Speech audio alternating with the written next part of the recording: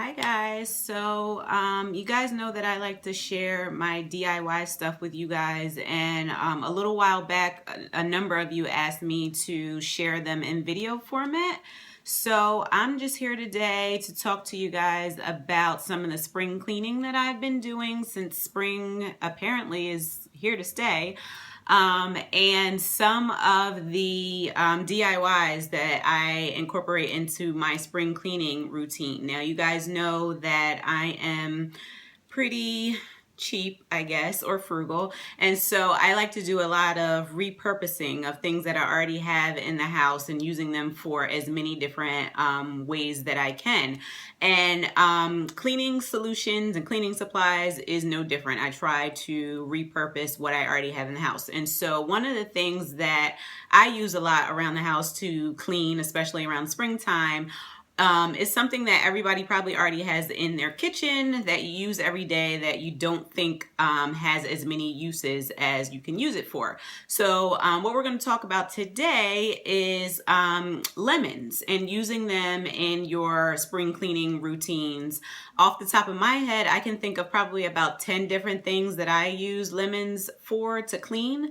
So today I'll share about 5 of those things with you, and then I'll come back later in the week and share the other 5 or any more that I can think of, just so that this video isn't like really long. So one of the reasons that I like to use lemons, and one of the reasons that they're really a great cleaning go-to, is because of the acidity that's in the juice is really good for sanitizing and just the smell overall, but it's good for sanitizing things and that type of thing. And then the grease cutting oil that's found like on the rind, the outside of the lemon, is really good for incorporating into like removing stains and things of that nature. So I'll talk about just 5 of the things that I use lemons to clean with around the house, and then later on in the week I'll share another 5 or any more that I can think of. So the first thing is that I use the lemons to use as a deodorizer for the refrigerator. Now, most people probably use baking soda, but if you don't have baking soda or you want to find an alternative to baking soda, you can use the lemons. Now, there's 3 ways that you can incorporate this into using it as a deodorizer for the refrigerator. So the first one is you can soak some cotton balls, probably about 3 to 4 cotton balls, in the lemon juice, and then put those cotton balls into a bowl or a container and sit that inside of the refrigerator.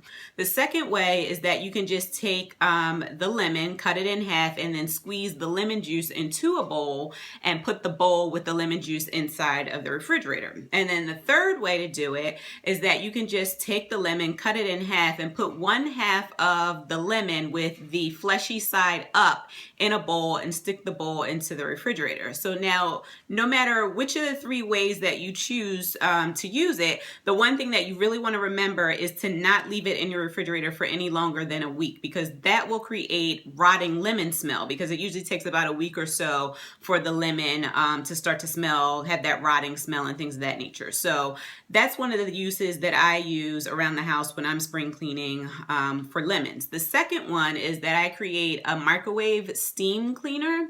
And how to do that is you just cut the lemon in half and you squeeze the lemon juice from both sides of the lemon into a bowl. And you fill the bowl about halfway up with the water, and then you also throw in the 2 pieces of lemon that you squeezed the juice from into the bowl. Make sure it's a microwave safe bowl though, because what you're going to do is you're then going to put that mixture, the bowl with the mixture in it, into the microwave, and you're going to microwave it on the highest setting for about 3 to 5 minutes. From there, you're going to let it cool for about 5 minutes, and then you're going to take the mixture out and you're going to wipe down the inside of the microwave with either a paper towel or a damp cloth. And so what that does is the lemon juice, number one, it eliminates any of the odors that might be in the microwave, and then the mixture of the steam and the lemon juice will loosen up any of the buildup buildup or any of the stains that are in the walls of the microwave. So that's the second use that I mainly use the lemons for. The third thing is that I use it to clean the cheese grater. And so what you want to do is you want to take the lemon and cut it in half, and then just take the fleshy side of the lemon and, you know, grate like you would your cheese with the lemon on all sides of the lemon grater. So what this does is that the lemon oil and the lemon juice helps to break down the dairy fat that's contained within the cheese, and it also breaks up the proteins that are found within the cheese, because you know how sometimes you might stick the cheese grater in your dishwasher, or you might try to wash it by hand, and if you wash it by hand, sometimes it tears up your sponge, and then sometimes if you wash it in the dishwasher, you take it out and you still see some of the cheese particles or the built up fat that's still on it. So just use the lemon, grate it down on all sides of the cheese grater, run it under some hot water, wash it as you would normally, and you shouldn't see any of the dairy fat or any of the cheese that's usually left within the cheese grater.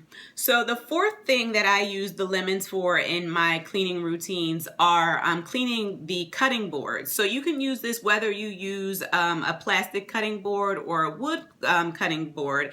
But the one thing that you need to incorporate in addition to the lemon juice is some type of coarse salt. So it can be sea salt or, you know, whatever that you can just get from the store. It can't be your regular table salt. It needs to be something a little bit more coarse than that. But what you want to do is you want to take the salt and you want to sprinkle it all over your cutting board. And then you want to take your lemon, cut it in half again, and take the fleshy side and use a little elbow grease to incorporate with the salt and rub that all together on your cutting board, and do that, you know, a good amount of time, maybe 2 to 3 minutes. Put some elbow grease in it, make sure you get in all the cracks and crevices, and then you just rinse it down with hot water, wash it as you normally would. And so what this does is it helps to cut any contamination that may happen. Sometimes if you just clean the cutting board regularly with soap and water, it doesn't really get out all of the juices and things like that that you may have used for like meats and things like that that you may have cut on the cutting board. So sometimes cross contamination can happen. And then what it also does is it sanitizes the cutting board and, you know, makes it smell good and things like that. Now, if you're using a wood cutting board, one additional step that you can take after you clean it with the lemon and the salt and you rinse it down is you can go back and rub mineral oil on your wood cutting boards to make sure that, you know, the material of the wood stays in integrity, that you don't get any cracking and all of that stuff.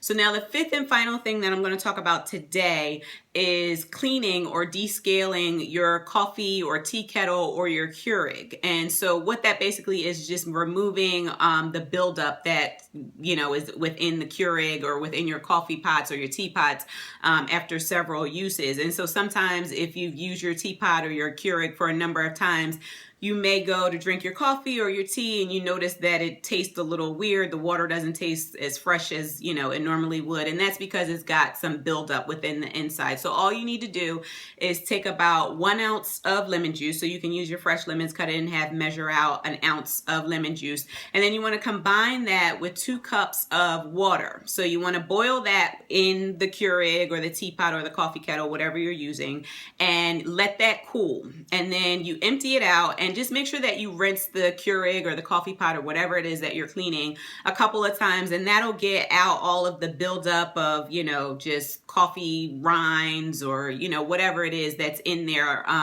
That'll get that out. And so those are the 5 things that I'm going to talk about today. Like I said, later on in the week, I'll come back. There's about maybe 5 or 6 other things that I use lemons for when I'm cleaning around the house. And it's good because the lemons are cheap enough to get. I know I get mine from the produce store. You usually get about maybe 7 or 9 or so lemons in a bag for maybe $2 or so, maybe even cheaper than that. I cook with it. And so what I try to do is if I'm cooking with it, I then try to use the leftovers that I don't use within whatever I'm cooking for other uses around the house. So I will upload another video later in the week with the additional 5 or 6 things that I can think of that I clean with. And then moving forward, for any of the DIY stuff that I do, or, you know, the cost saving tips that I can think of, I'll come back and just put them in video format for you guys.